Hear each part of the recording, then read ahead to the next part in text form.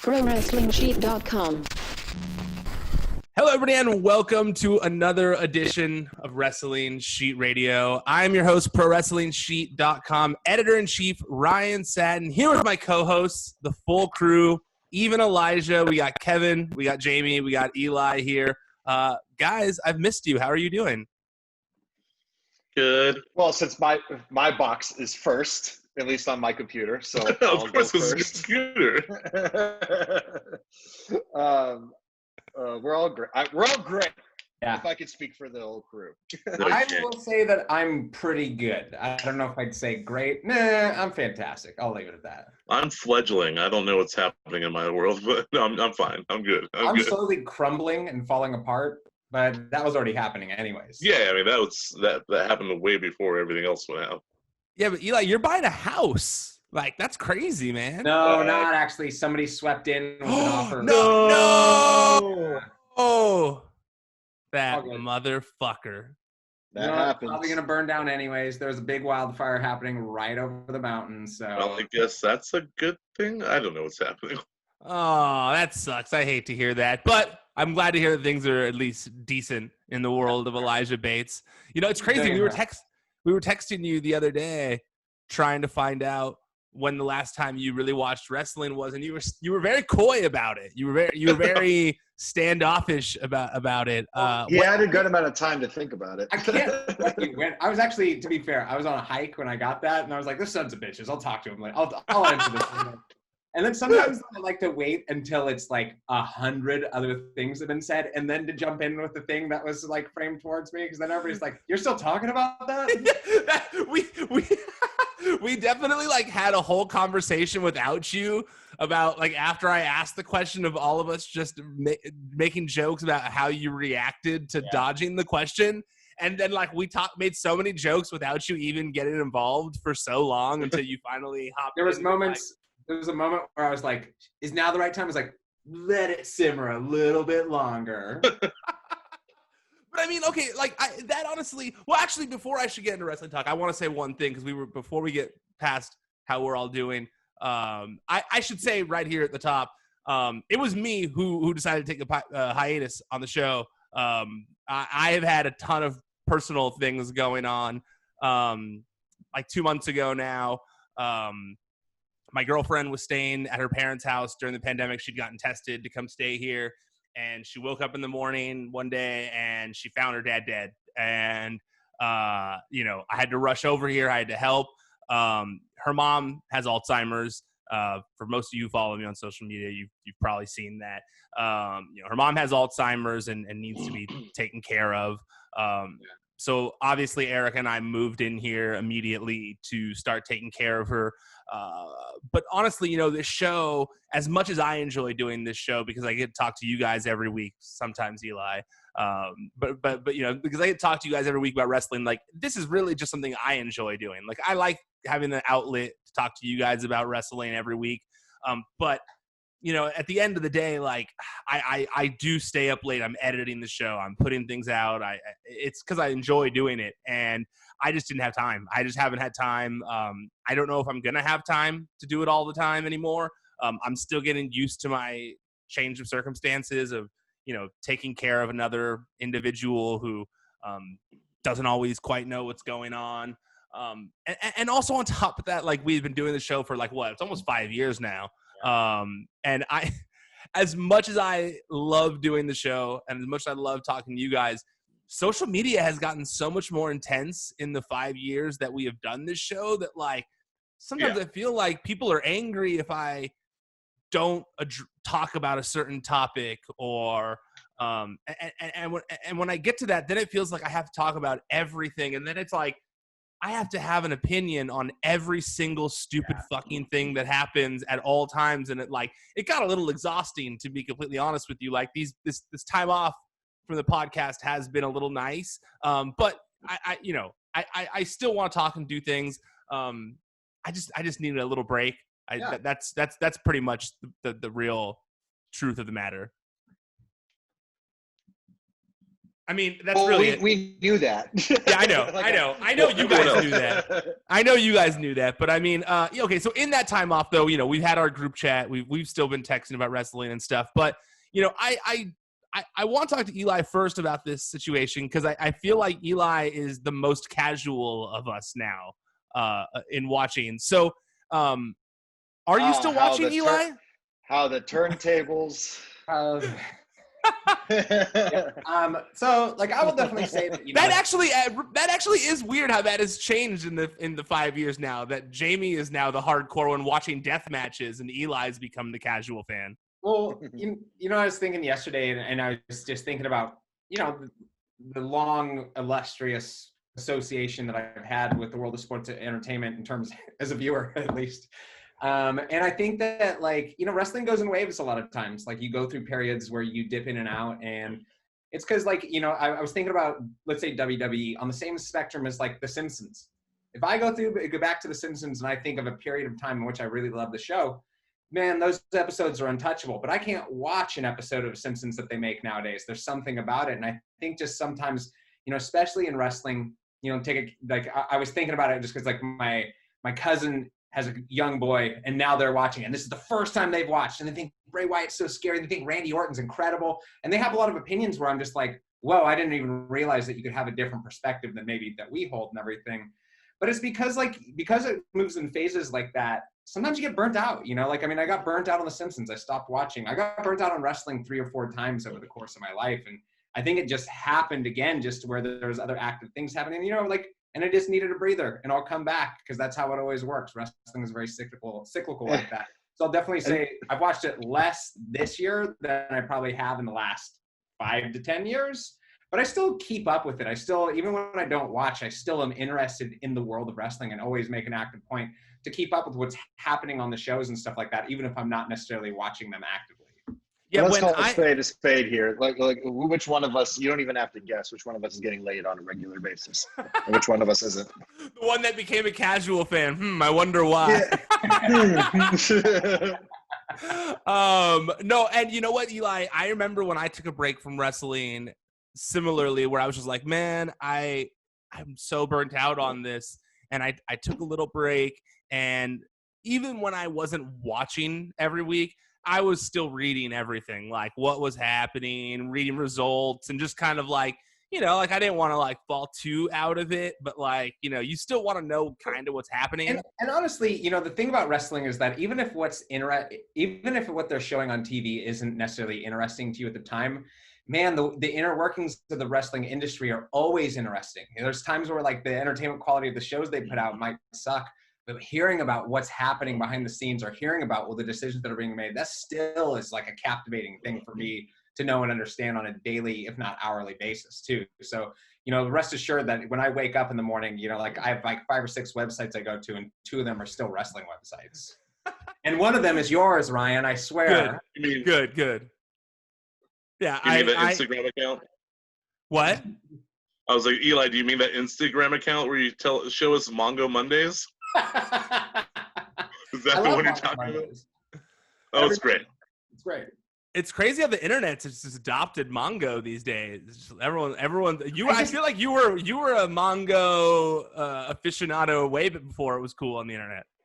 I won't say that I was an aficionado. That's implying that I had a strong taste for Mongo. I remember my dad. Strong taste for Mongo. Well, you appreciated Mongo before any of us did.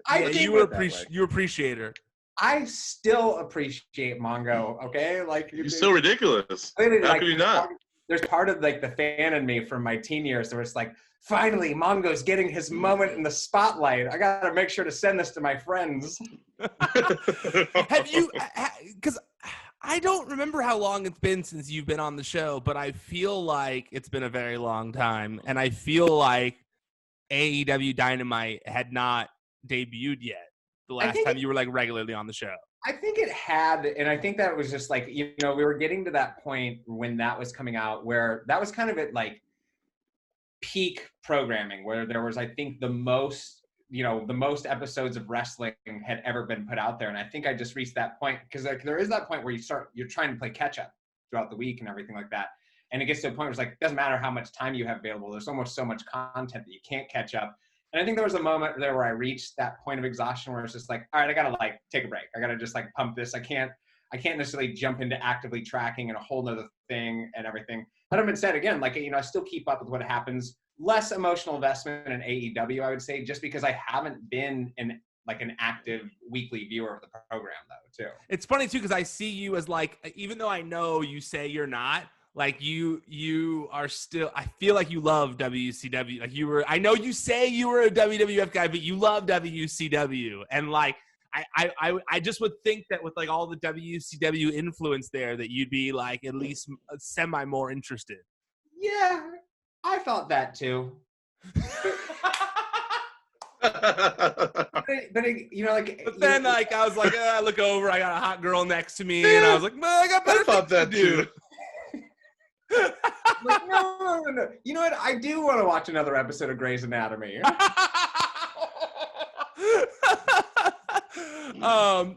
It's the scheduling thing. I feel like Jamie has become one of the most. I try my best with indie stuff, but Jamie has become like the most avid watcher of wrestling. I think of like outside stuff. Where do you draw the line throughout the week, Jamie? Because now that you're like stuck at home, I know you still do things here and there, but you're for the most part you're at home like everybody else. So like, where do you draw the line in like watching too much wrestling throughout the week now? Well, the thing is, I guess it's really just it's a sense of whatever's piquing my interest that day. I mean, I really want to. I'm trying to keep as updated as I possibly can on the independent circuit, not only just as a benefit of myself and my whatever I'm trying to do in that world, but also just it's as somebody who wants to be a student of the game, quote unquote, game. I really want to make sure that if there's anybody coming up, that if there's any sort of internet rumblings, that I want to be able to know about it. And because I'm kind of going off into a whole other category of talking right now, but wrestling, the independent scene in particular, took 2 huge hits this year. And that is COVID and the speaking out movement. And those really, different aspects, but yeah. I think when this is all said and done, when people go back to whatever it is the new semblance of normal is, there's going to be a huge influx of new talent and huge influx of new people because, hey, a lot of them can't even work no more. But so right now that has taken precedent over WWE or at some points even AEW. And to me, I've just really shifted focus on new, like what's going to happen that's going to be next. Because, you check out of WWE and you come back much like Eli, like a few months later. It's not that hard to pick back up onto those things. But these indie shows don't have the benefit of weekly storytelling. So I try to keep up with that. And there's still not a ton of indies running right now, No, right now, the only major ones that I know of, Black Label Pro's got its first show coming up in a long time. And GCW is doing its thing. GCW's Beyond. And IC and IWC. Or is it ICW? I think ICW. Where are these shows running ICW. at? Small places. There's not a lot of GCW, mostly on the East Coast, outdoor. I want to say everyone's far away from each other, but you could see in the GCW in the last one they did, there was like a lot of like crowding going on. I will say, at least for that, it's not ideal whatsoever. However, that area of the country is nothing like this part of the country. No, it's doing much better. It's like almost a complete 180. Did you guys see today that they officially made it illegal for like big gatherings in LA? After all these mansion parties that got broken up. Well, before it was like don't. Now it's like illegal. Like you can actually get punished by the law. After they raided Jake Paul's house, or what? I think I think that might have spawned it, which is crazy. Well, there was that other. Jake Paul. Well, Odell One Beckham where somebody got shot the other night. Yeah, Odell Beckham had a house party or something over the weekend. Like, what the fuck, dude? Like, I Also, don't know. if you're like Odell Beckham Jr. of all people, like that guy is in a league that is having COVID cases left and right. Like, why would you continue to do that? My favorite is I forget which basketball player it was, because Lou basketball Williams. players. Lou Williams, yeah, he did it. He went home for lemon pepper Lou, baby. He left for the dome, because the NBA has the dome right now. Yeah. He left it for or the bubble. I'm sorry. He left it for either somebody died, it was a funeral in his family, or something family related, and he originally was only supposed to go home just for that, but he went home and then went to a strip club. not one strip club. He went to Magic City, and he claims, I just went there for dinner for the wings. Yeah, he wanted some chicken wings. Magic City is open? Why would it not be? I don't. Atlanta's doing everything. I know why, but I'm saying like honestly, they should have put Magic City in the bubble. Like they should have just moved it to the bubble and like let them be there with the players. Smart. They should have given them something like that. I mean, like no, because I've heard a few cases of them getting busted trying to fly in and sneak in like IG goods. Yeah. Of course. Wow. It's crazy. I try not to be too judgmental of the situation. I do, but it's tough. Yes, you do, Kevin. Oh yeah. Well, Kevin, how are you doing over there? I mean, you're also stuck over there in quarantine. You said you're frazzled. I know that you're stressed. Obviously, there's a lot going on in the world, and you're taking it all on as it is. But no, I mean, to me, it's like my intake of wrestling and everything is normal because I'm working my same shifts at work. So I'm just like kind of like everything that I'm taking in is how I would normally do. Only thing that's different, and I'm pretty sure it's not a good sign, is that I have been going to sleep to old ECW pay-per-views a lot, and I'm sure that's not good for my brain. Like, I do that all the time. There's nothing wrong with that. I go to bed watching old wrestling literally every night. No, like watching your wrestling ECW matches is what I'm saying. Like, yeah, I usually watch WCW Saturday night or something like that before bed, just because it's like there's always like these weird matchups from the '90s that you've like never. That I'm like, what? These two guys wrestle each other? I go way before that for my bedtime wrestling. What do you watch? Oh, like I go to watch old the trampoline wrestling or what? Mid-South. I go to like AWA. I go to like shit in like 85, 87, 88. I do like those as well on the WWE Network. I do populate those, but I've switched to WCW because there's this YouTube account that I like called Monsoon Classic, and they've got everything on that account, and I'll just like click like one random show like worldwide, and then there's like last night I watched a WCW pay-per-view before, like as I was going to bed, and I watched Booker T versus Eddie Guerrero for the US title. Yeah. But normally I watch some random people. Like I like the most random people before bed on that show. That's an interesting statement. Like back in the day, before there were so many podcasts, I feel like the only place you could hear people talking about this stuff was that show Legends of Wrestling that WWE put out, which was previously on their pre-network, on-demand service and everything. But those were just these long drawn out extrapolations with like, Mean Gene and Pat Patterson's and Jim Ross. Yep. And the Fiend, Michael Hayes, Kevin Nash, like a lot of those people will be on there, and they'll just tell stories of outdoor arenas or this, that, or the other. And that one I feel like is because they're long and kind of like you're engrossed with it, but not so much that you won't fall asleep to it. Yeah, I like something that like I think because I watch so much wrestling all day, every day, that I'm like, I know I can fall asleep watching wrestling because I'll eventually just zone out and fall asleep. But yeah, speaking of that Legends of Wrestling, it's insane to me that the WWE Network has been around as long as it's been around, and they haven't made new episodes of that show. I know. It's a shame. It's crazy. It wouldn't be the same thing anymore. And I think like they were still working with kind of an older world of production value, and now they would just try and make it. I don't know. It would just be too spit shined, I feel like, whereas a show like that did because it was a bunch of old dogs telling their tales, And it was literally just like a black curtain and a long desk, and they were just like And Michael Hayes is smoking a cigar the entire time, bothering everybody else. I have a theory as to why, even through COVID, WWE reports like profits of $40 million or whatever it was. It's because they don't spend any of it. Of course. And, like, they don't spend any of it. Like, yeah. It's not a theory. I was on the investor call. They straight up said it. They were like, we thought we were going to lose a lot of money, but then we realized we don't have to fly everyone in. We don't got to tear everything down and set it back up. We don't have to make the fucking eyeball look good. Yeah, like it's just there. We go there. We go in and out. Like, yeah. But I got to say, man. We don't have an eyeball budget.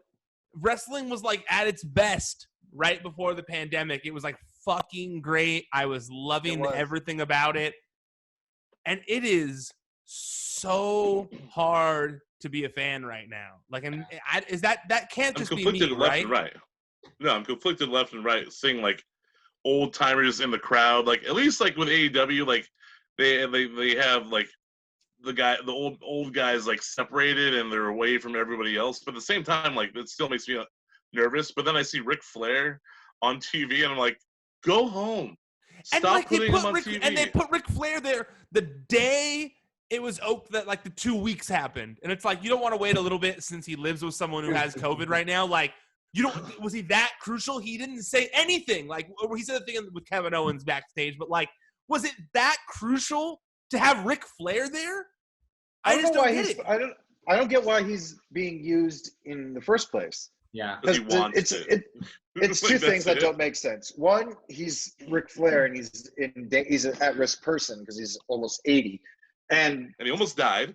And two, if Randy Orton is the legend killer, why does he have a legend with him? Yeah. Eventually kill him.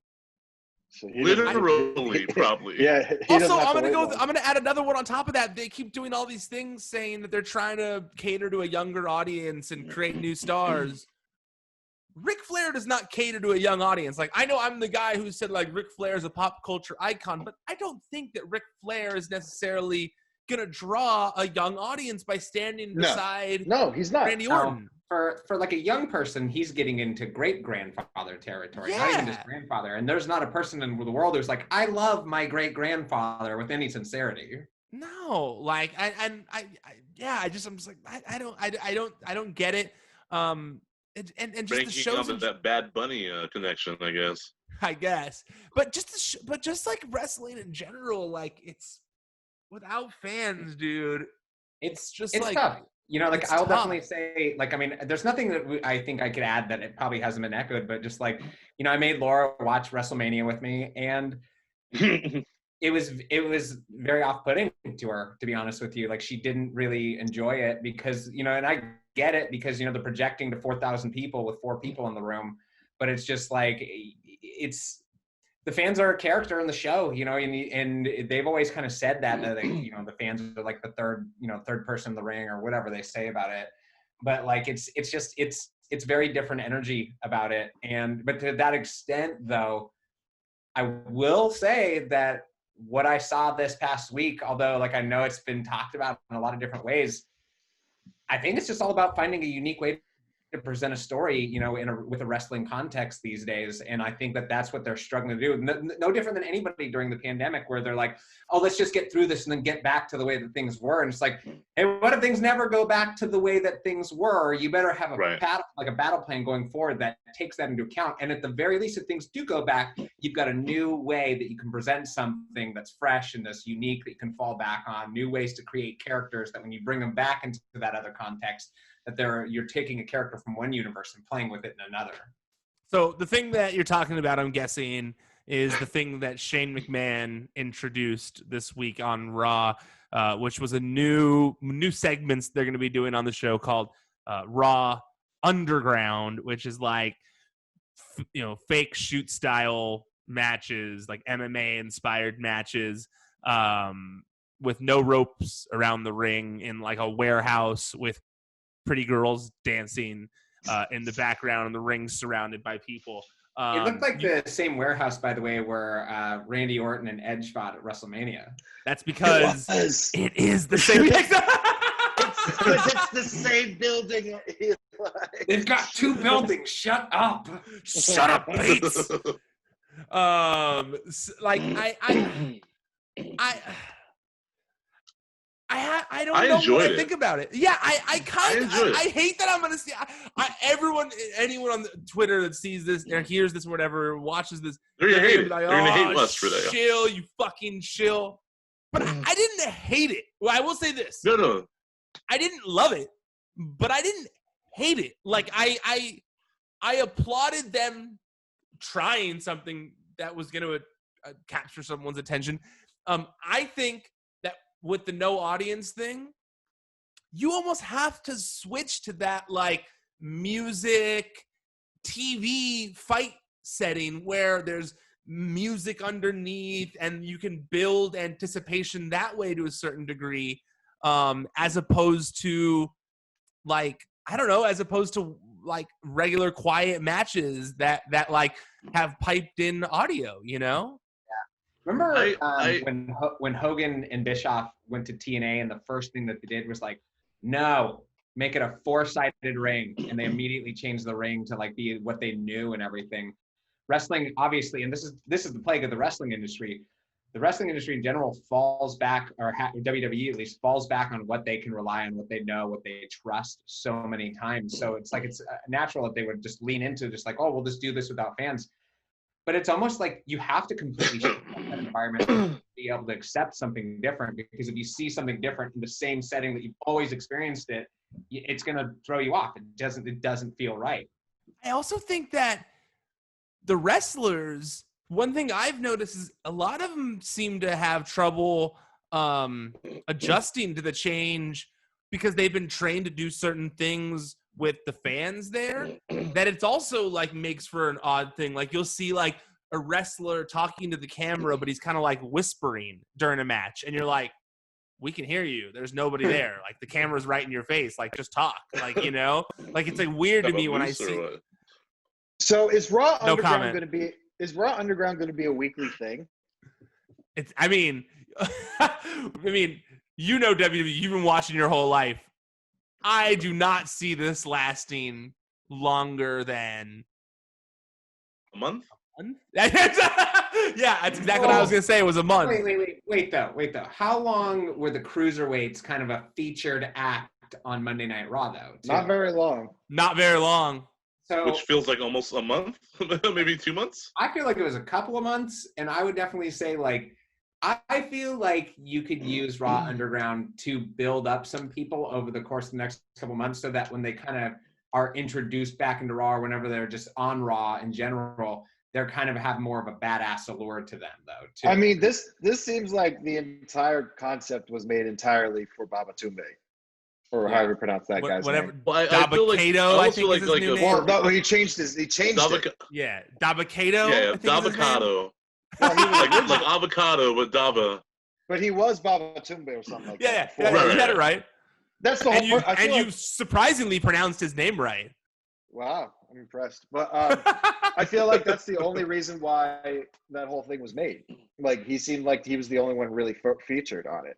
Like, well, I mean, they had that Dolph. Was he featured though? I guess he was fighting. Eric was featured. Him and Eric were just kind of like intercut like segues to me. The Babatunde one was good. The Eric one felt too much like a wrestling match to me. It felt like he was doing his regular moveset. I felt like when I was watching his, which is fine because then it's what he knows, which is like I kind of like that idea. I like to see them guys just kind of like beat the shit out of each other with what they know. I don't know. Like I kind of like that idea. Okay. You feel like this is going to turn into that episode of The Office where Michael still had his Michael Scott Paper Company office and they turned it into Club Disco? Is everybody just going to be like, screw regular Raw, let's go to Raw Underground? And then the Raw Underground's going to invade Raw, brand supremacy. I just don't understand I just don't... Because, I mean, we said this on the group chat. It's like, oh, but this is real. But then what were we watching in the ring for the past 30, 40, 50 years? That's always why to shoot the MMA, like, making it a permanent fixture, it never works to me, as opposed to, like, when two guys who have MMA-influenced styles kind of do that match, like Angle versus like a Joe. Lion's Den. Yeah, or like when they had the Riddle versus Timothy Thatcher thing the other day. Like I think that works. I don't know, on a weekly basis. I feel like any gimmick gets old on a weekly basis. Well, how many times can we watch fake MMA rolling around fighting on a weekly basis? Especially when they're still cutting. Especially when they're still cutting as quickly as they do with WWE programming. Yeah, that's the thing is they're not even think about this. They're not even showing those fights in their entirety. They're only showing like 20 to 30 seconds of them. And Bloodsport, like the Josh Barnett thing or the Matt Riddle Bloodsport, it's only cool. I shouldn't say only cool, but the main reason it's cool is because it actually looks like they're beating the shit out of each other. Like they're hitting each other hard. Like they're snug with the stuff they're doing there. So I don't know. Do you think that maybe? I was gonna say, do you think that maybe like WWE feels more comfortable doing this now that CZW has shut their doors with since they did the Crucible before? What was like a similar thing? You mean Chikara? Oh, Chikara, that's what I mean. Sorry, that's I was about to be like, I don't think WWE watches CZW. Sorry, Chikara. Do you think that they watch or pay attention? No, not at all. But I think that there's people that now work for the company that are from that world that might have. I think that Shane's been pushing like MMA influenced stuff on WWE forever. And I think from what I've heard, this was actually a thing Shane pushed for. Like I think that USA wants an edgier show and while maintaining the rating, and this was a Shane McMahon idea. Do you think that the idea potentially is pulled from the 1989 classic No Holds Barred, where they have the battle of the tough guys, and it's kind of in a warehouse. It's like a warehouse street fight setting. You mean when they discover Zeus? Yeah, like when they first discover Zeus? Yeah, I actually think if this was, from what I've heard, I think this was a brainchild of Shane McMahon. And Shane McMahon watched that movie growing up, and Shane McMahon loves MMA. You should have a fight in an iron mill. And he's like, oh, that's a great idea, you know? Manly as hell. No, it's No Holds Barred meets Richie Rich. That's what it is. Let's go in a hotel room for a weekend and write the whole script out for it. I like the fact that it's like this rich kid that grew up in the Attitude Era, and he's like, let's just have a club where I could just live my fantasy of girls dancing, dudes fighting. Maybe there might be a lion next week. Who knows? Yeah, see, like I saw a lot of people online, friends of mine texted me that were saying like, I didn't like there was no explanation for why this suddenly exists and why Shane has access to the graphics team for graphics packages. And what do you mean why?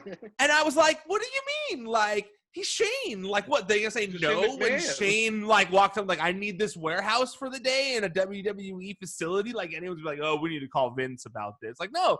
They're going to let Shane fucking do what he wants. He's Shane McMahon. He's a billionaire or millionaire playboy or whatever. Like, that's how I shouldn't say playboy. He's an adult with kids or whatever. But still, like, you know, like, I 100% didn't have I didn't have any trouble making that connection. And also, I thought to myself, like, this is what Shane McMahon would do in a pandemic. He would start an underground fight club. He thinks the end of the world is coming. It's a better time, or it's a better way to feature Shane than having him in a match or something. God, yes. Like, I mean, this feels like a very organic thing for him. It feels kind of like, you know, you have a chance to have Sunday Night Heat Shane back, and that's what I want. No, I changed locations because I went to my work computer because instead of my laptop, so I wouldn't have to wait for the converting process to be done. So now, because you're a fancy boy. You've changed angles. You get my bad angle. So yes. Here we go. Speaking of bad, Marty Jannetty says he killed a dude.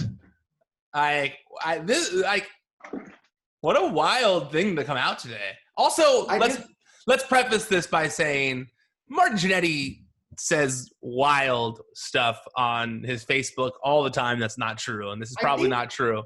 I think he's just said so many wild things that he's just gotten cocky. And now he's just like going to be like, well, guess what? Not only am I into my relatives, but I killed a person. He's like, yeah, you know what else? Remember March 20th? I flew back from China, and I may have visited a few wet markets. Who's to say I did it? I ate a bat. I'll admit it. I've been eating bats for a long time. Marty Jannetty is patient zero. Like, I honestly was shocked that TMZ jumped in on this one today and called the local police there. Which is silly because it's not a slow news day. It's not. Well, the thing is, like I was saying earlier in our group text, you bring up murder, you gotta look into it. Like all the other things, yeah, he says really crazy shit, but he brought up murder. I don't know. To me, he says he tried to. I mean, I don't know. He made a guy disappear. Yeah, but the guy in his story was trying to molest him. Yeah, but he said he should, like when he was underage. I understand that. Yeah, pedophiles should go away forever. But at the same time, maybe just don't say, yeah, this guy's missing. He probably should have checked the river. I loved this woman before, and now I hate her. Yeah, I killed somebody, and I'll kill again. What was his word? His phrase. Her Jamaican jealousy. Yes, that's right. Like, man, 2020 has been such a fucking weird year, and it continues every day. We're not going to throw that into the 2020 thing. That's not. You can't throw Marty Jannetty admitting to fucking murder on the 2020 being crazy list? I mean, unless it's real. Maybe. I don't even think. I bet if you go into Marty Jannetty's story and you're like, let's see if some of these are real. Is there a bowling alley where he says this takes place? And if there's not, then it's probably not a true story. Like, there's a lot of ways to fact check the evidence. It could have been a bowling alley a long time ago. Now it's not. Yeah, there's not a lot of ways to. As someone who has to fact check things all the time, I'm gonna call bullshit on that one. There are not a lot of ways to fact check this one. There's a lot of ways to fact check. I think the ways of like finding out if this person by this name exists is probably the first thing you go into, and then you move from there. Did they exist? Yes. Are they still alive? Then case closed. But if they're missing and they've been missing since that year, hey, maybe we should look into Marty Jannetty possibly putting him in a river. God, how old? I mean, how long ago was Marty Jannetty 13 years old? Like, I don't even think that was. It said in the TMZ article. I think it said that would have been 1973. Wow. Like, come on, like you're not like. Also, I miss getting into arguments with Eli where he knows he's wrong, but he just stares at me with like such I'm right intent, but because he doesn't care. Hey, let's poke some holes in Marty Jannetty's story real fast. He doesn't directly say anything. He's like, I tried to buy weed from him, but he took me out back to do you know what. And it's like, this guy's so weird. I don't know what you know what means. Like, it could be anything. He could have walked back with that guy because the guy wanted to show him his boat, and his boat sank, and the guy drowned, and Marty Jannetty's taking full credit for killing him. And he's like, they should have checked the river where the boat sank. I hope Eli just cracked the case, and that he's just taking credit for something that he was just nearby during, or just like, oh man. If Marty Jannetty go even further, just with the way Marty Jannetty's been, I would say that Marty Jannetty may have killed the guy, but it's probably because he didn't have the money to pay for the weed that he was buying from the guy, so he needed to come up with an alibi as to why he killed him. Look, I mean, Marty Jannetty, at one point in his life, if this actually happened, he's at least at one point in his life gotten really high at the gathering and told somebody. Like, there's no way he's ever not said this I'd like to hear if some wrestler stories could corroborate his claims, because I agree with you. This is the kind of story, like, if he's not telling stories like that for 35 or 40 years, give this man a microphone and just let him tell stories for the rest of his life, because he's got to have that show will last a week. Nails buried in there. That show will last a week before it gets canceled. They'll smoke the microphone. What did you guys think about The Rock buying the XFL? Dude, it's sick. They got a nice discount. I mean, the deal alone. I mean, how much he paid for it, Jesus. But I think if it was, I just thought about it. Did he pay more for the XFL than WWE did for WCW? Yeah, WWE paid like $3 million for WCW. Crazy. That's crazy. But, it could potentially be something really important, because if it was anybody else who bought it, anybody else, it would be okay, well, let's see what happens next. But now we have a football league owned by a black man, and that's something, like a black man and a black woman. Because Danny was also an equal partner in it. I think that the biggest thing that her name's Garcia, though. The benefit of the Rock. Isn't she black? I don't think so. Isn't she half? I don't know. Okay, well, a black man and a woman owning a sports team. A sports league. League. Yeah. This is Ryan talking about fucking football here. But yeah, a sports league, excuse me. Like I was going to say, the benefit of like The Rock owning it compared to Vince owning it or anybody else, any of an NFL or a former NFL owner owning it, is that I think The Rock is in touch enough with what's going on in entertainment, how things are changing, not just in like the world of sports, but in the world of movies and cinema, theatrical experiences, etc.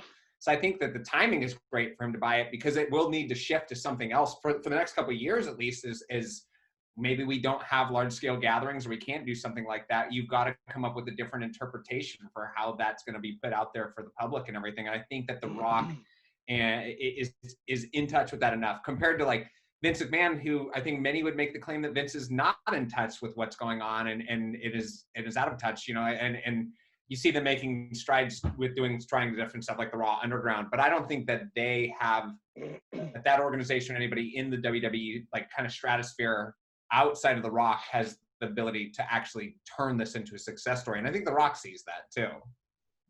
Yeah, absolutely. I couldn't agree more with you. I think that when, I think it's interesting how when Vince McMahon announced that he was going to do the XFL or bring back the XFL, it was almost like a joke. People were like, this is stupid. Like, why would anyone do that? It was a joke the first time. It's going to be a joke this time. And even though, the 2 years of him building it, was like, why has this happened? It's not going to happen. It was like so much. And then it aired and people were into it. And then the kind of like people stopped caring, but people were, football fans, I think, kind of liked it to a certain degree. But with The Rock, when he bought it, it was like, this is the biggest thing ever. Like everyone was so excited. It was like this whole hoopla. And I think it's for the reason that you say, Eli, is that I think people understand that The Rock is more in touch with what people want in 2020, well, I think. And let's say, like football players right now are used to playing in front of big crowds. The NFL is used to presenting football in front of a big crowd. But if you can't present it like that anymore and you have to take a different approach, who's to say that the XFL doesn't have as much of the capabilities to make themselves a success as the NFL at that point, if the NFL can't rely on something that's a huge strength of theirs, and that's the live gatherings of their fan base. Yeah, absolutely. I watched the beginning of the XFL just out of interest. Well, this second iteration of it, I'll watch The Rock's version of the XFL. Like I'll give it a shot. Like I'm not a football guy, but I'll be interested in the beginning just to see what he does. It's kind of cool. Like The Rock, it's just, man, The Rock just keeps moving up. Like he just keeps moving up. Like I'm convinced. And I know I'm not the first person to say this, but I'm convinced The Rock will be president one day. I mean, I think these are the moves that he's making that to put his, he's already one of the biggest names in the world. And then to just put his stamp like this onto something. And if it's a success, these are the right strides to go towards something like that. Yeah, I also feel like because he is a former football player himself and an athlete, obviously, I'd still categorize The Rock as an athlete if you see the way the dude works out.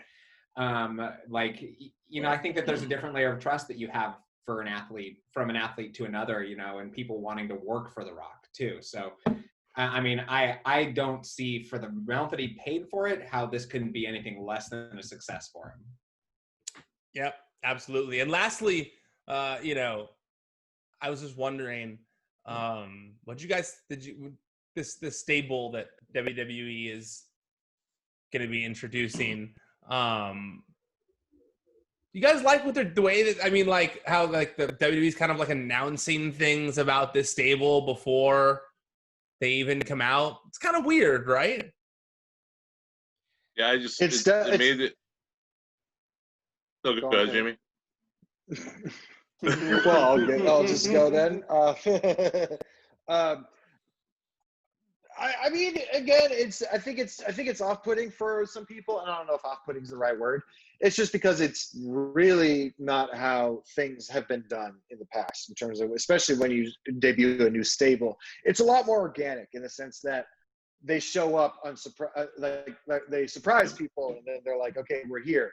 Or in the sense that there's 2 people, 3 people, 4 people united for a common goal, and then they become like the Union, or I don't know why I brought that up, or the Nation of Domination, or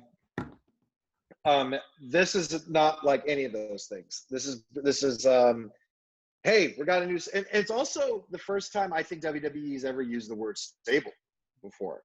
I don't remember. That was a weird thing for me. Weren't they calling him a faction? I heard stable. When?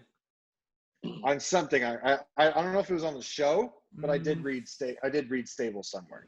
I think they were calling them a faction still. I don't think they even said what they were on Raw. Faction again. Faction's another word they don't really use. Yeah. Go ahead, Kevin.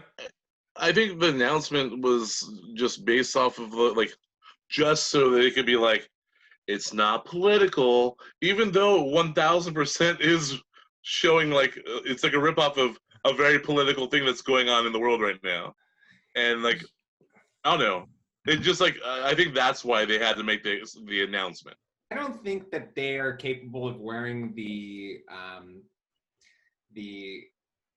white gloves that are necessary to carry something so fragile along that could possibly combust. I don't necessarily think that there's enough people in that organization on one side of the political spectrum or the other enough for them to juggle a fair. I just don't see how. I see it being exacerbating for some and then frustrating for others. Like people who maybe stand on are leaning a little bit further right are going to hate it, and people who are leaning a little further left will be like, I don't like the way that you're presenting this though too. Like I don't see how it can go over positively. Did you get an Antifa vibe from them, Eli, when you saw it? A little bit, but I don't. But again, like I'm a very left-leaning individual. I'd like to think, at least, and I look at something like that, and I'm like, hey, I kind of like.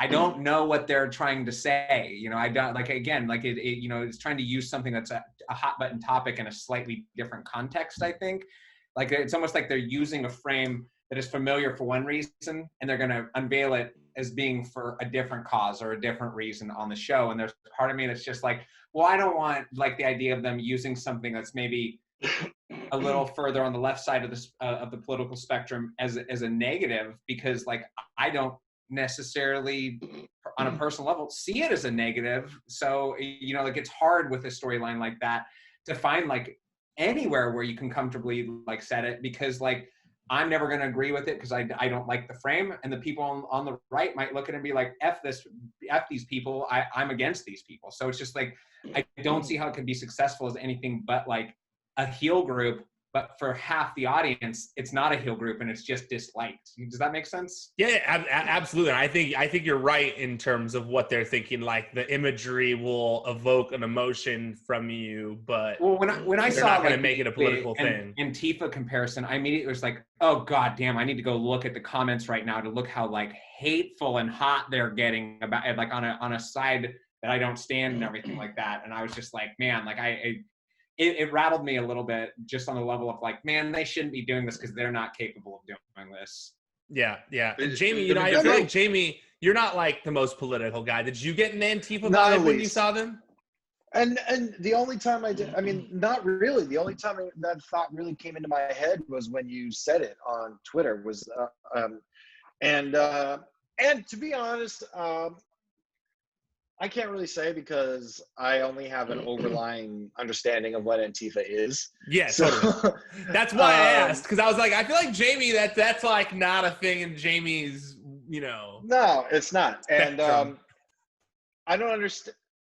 Again, and I was about to say before you asked me that question that I don't know. Again, this is literally the first week of them doing anything. And I think that the story is still yet to be written on what these guys, obviously, we don't even know who's involved yet. But the way I think, even though WWE fans always are saying, we love change, we love something, we want something new and stuff. There are times whenever something happens and it's not how things usually go, people kind of go, whoa, you know, like what the hell's going on? And the way they're debuting this stable, like I said previously, is very against the grain of how they usually debut stables or wrestlers or anything. And I think these I mean, nothing I'm saying is groundbreaking, but these next few weeks are going to be really telling about I guess what I'm trying to say is that the way they're presenting it leaves a lot more pressure for it to be good. Oh yeah. I guess that's what I was. Do you think that there's a possibility that they just drop it and they never say anything about these? It's happened before. Transformer on fire again. I don't think so. I feel like there's too. They've hyped it up too much now at this point, because if they had never put the .com article out and they had never talked about like what their team's name is going to be, like I would say yes. But because they put those .com articles out, I feel like they have to at least do something, even if it's only the aforementioned union and they have a short run, you know, where it's like a small, quick thing. What's funny about what made me laugh about the whole Transformer getting lit on fire and stuff like that, I was like, they had a team that would do this, that could have done this, which was Sanity. Like, I thought the exact same thing. I was like, this is literally like Sanity's whole gimmick that you didn't let them do. Yeah, that's what I was. That kind of took me aback. Maybe they're just like a little upset that Eric Young went on like and said so many negative things after he got released. And they're just like, oh yeah, well we'll show you. Bring on Sanity. Bring them all back to me. It's the new. Well, it's the new Razor. It's the new Diesel. To me, like I kind of like. I mean, I could be completely way off, and I'm sure I am. But I almost feel like, just hearing like the group like yelling on the roof when they were throwing the Molotov cocktail, like I was like, I don't know. It sounds like it's guys and girls, and they're in one faction together. I'm like, could this possibly be like guys and girls that were fired, and they brought them back under like, you know, as like, or bringing them back? I mean, it's hard because a lot of the guys have all gone places now. I mean, I think I tweeted the other day. There's not a lot. It would be if that were the case, it would be like Rusev, Rowan, pregnant Sarah Logan. Pregnant Sarah Logan. I like this already. Kurt Angle, and Curtis Axel. So and No Way Jose. Oh, and No Way Jose. Sorry. So sounds like a great I don't know if that's going to be sounds the stable. Like a great combo to me. I like pregnant Sarah Logan and just out there, just like Kurt Angle just grabbed his vest from when he teamed with the Shield one time. I was like, I have a reason to wear this again. I need to go back and watch that match. That shit is so funny. Don't. No, I was just gonna say. Yeah, I do. If not just for the Kurt Angle entrance. For the entrance? Yeah, because he's so funny in it. Because literally Seth. He's like, Dean. Kurt. All right, guys. It was great catching up. I missed you guys. It was good chatting. Jamie, where can people find you on social media? All right. You can find me on Twitter. I haven't done this in a while. At JAMIE_IOVINE, or on Instagram, just JAMIEIOVINE. Check out Network and TWRK every day for new drops, exclusive drops, or first to market, and so on and so forth. And be on the lookout for August 26th to the 27th. We have Transfer Fest, which is our first festival that we're doing. It's completely digital. It's a way for a lot of these brands and apparel brands, collectible brands, all these guys to showcase their new stuff, but not just showcase. We're going to be selling some stuff as well. A lot of special guests, a lot of fun stuff going to be happening. Please check it out. Like I said, it's happening at the end of August. Check out NTWRK for details. That's awesome. Kevin, where can people find you at? You guys can find me at Kevin Gets Rad on Instagram and Twitter. And I kind of wish that Jamie would have said, I hate that underscore, just like old times, but whatever. Well, I found I out hate that damn underscore. Well, I need to figure out how to get that. I don't know how to get that account. Like, I know that it's inactive now because I checked. Oh, But it's I don't know how to- inactive now? Yeah, I don't know how to get it though. You don't have some kind of like an Instagram at all? No, You I'm Jamie Iovine on Instagram. It's Twitter. Oh, it's for Twitter. Yeah. Whoa. That is more difficult because you're already verified, so you can't. It's a whole process. Yeah. Yeah, it's more difficult. Eli, do you even want people to follow you on social media? Yeah, you can if you want. You can find me on Instagram at Brindlebeard. I'm not on there a lot these days, to be honest with you. But you know, I might send you a poke. You can find me at Ryan Satin. You got enough poking going on over there, Eli. You don't need to do more. You can find me. I'm at Ryan Satin on social media. Check out the site at Wrestling Sheet. ProWrestlingSheet.com is where you can find all the top stories in the world of professional wrestling throughout the week. Okay, that's it. We're done. Officially tapping out for now.